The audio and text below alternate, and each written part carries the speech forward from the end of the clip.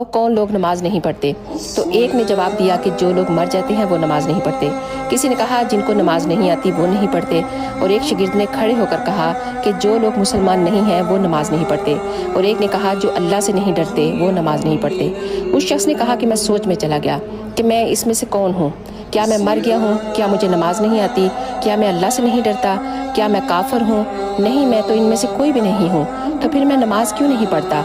वो शख्स अपने आप से सवाल करने लगा कि अगर मेरी कब्र में पहली रात मुझसे सवाल किया गया कि तुम जिंदा थे, तुम नमाज भी आती थी, तुम अल्लाह से भी डरते थे, तो बताओ फिर तुम नमाज क्यों नहीं पढ़ते थे? तो मैं वहाँ क्या जवाब दूंगा? अब मेरे पास सिर्फ एक ही रास्ता बाकी बचा है कि आज से ही मैं नमाज ना छोड़ूं और नमाज को हमेशा अदा करता रहूं।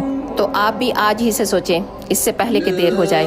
अगर आपको ये वीडियो अच्छी लगे तो प्लीज़ एक दफ़ा इसको शेयर करके ज़रूर जाइएगा।